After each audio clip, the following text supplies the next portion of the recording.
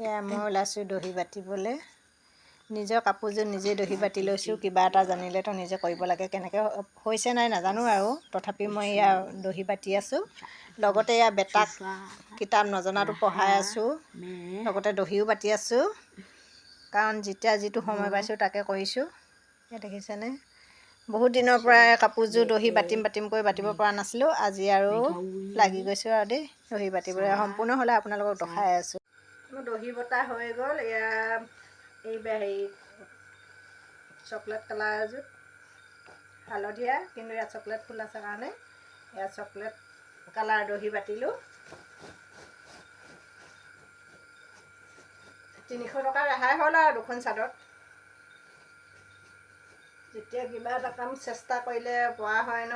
এতিয়া এইটো মই নিজে চেষ্টা কৰিলোঁ। এতিয়া নিজৰ চাদৰকেইখন চেষ্টা কৰি মই দহি বাতি ল'লোঁ। কেনেকুৱা হৈছে নাজানো আৰু, তথাপিতো মই চাদৰকেইখন দহি বাতিলোঁ। আৰু এখন আছে এয়া ক'লা, এই ক'লা চাদৰখনত কিন্তু এইটো গুণা কালাৰ আছিলে, কিন্তু মই দিলোঁ বগা দহি।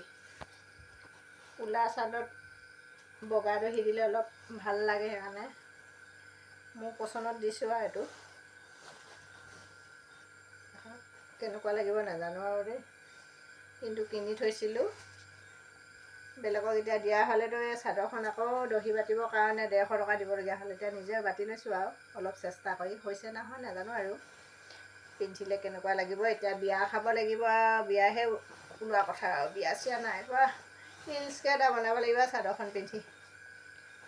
কেনেকুৱা লাগিছে, ভাল লাগিছেনে ধুনু?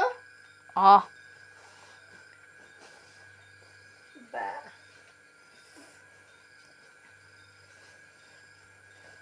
পিন্ধিয়ে চাওঁচোন, ৰিলচ এটাকে বনাব লাগিব আৰু চাদৰখন পিন্ধি।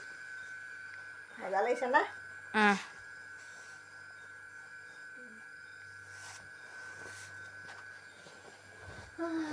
কিবা এটা শিকিলে, কৰিব পৰা চেষ্টা কৰিলে, কিবা এটা চেষ্টা কৰিলে মানে পৰা যায় আৰু। এইটো ৰাতি